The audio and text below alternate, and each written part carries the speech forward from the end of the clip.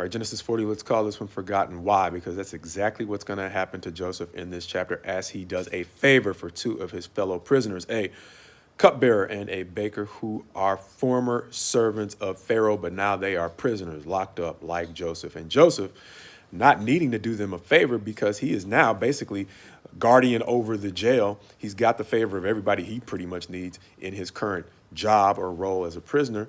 Doesn't need these guys, but does a favor for them anyway.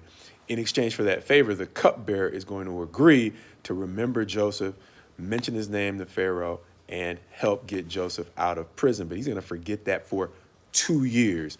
And he's the only one of these two who's going to be able to help Joseph. Why? Because the baker is going to get an interpretation of his dream, accurately so, that predicts, unfortunately, that he is going to be executed in 3 days, the same time period in which the cupbearer is going to be delivered. But this is going to remind us that sometimes doing nice things gets you not only forgotten, but it gets you, as we remembered from the last chapter, sometimes just disappointed. Why? Because his kindness in the house of Potiphar is what got him locked up in the first place.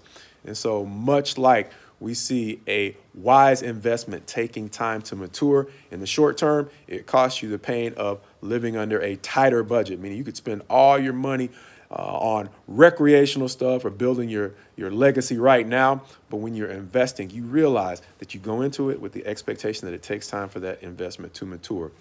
If we understand that in money, we need to understand that that is a life principle beyond money as well. And so kindness is not one of those things that you want to give up on because it causes you disappointment in the short term.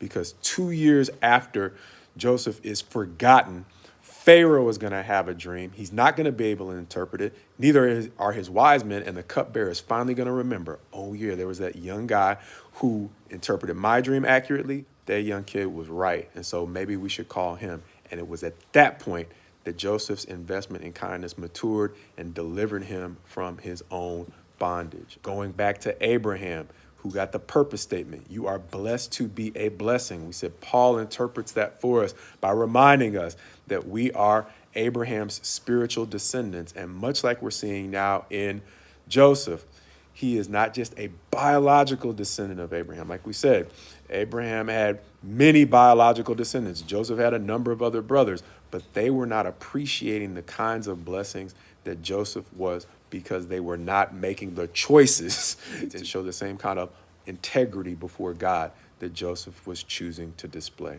And so understand this as well. As Jesus sent his apostles out, he told them, look, freely you have been given, freely give. And that is sometimes difficult to process in a society where we are conditioned to monetize our gifts and talents. And that's it. But to the degree we lose touch with the fact that God has given us these talents for a higher purpose, to take care of the kind of people that we would, basically, if we were in their circumstance, we want somebody to look after us as well. He's saying, don't forget that. That's the higher purpose for why you were given a gift. Monetization, yes, you got to take care of your family, but that's not the reason why he gave you the gifts. They aren't for sale.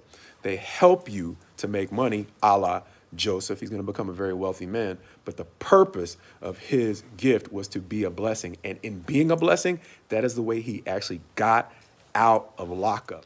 Likewise, your way out may be in fulfilling God's purpose for you that goes beyond just making money.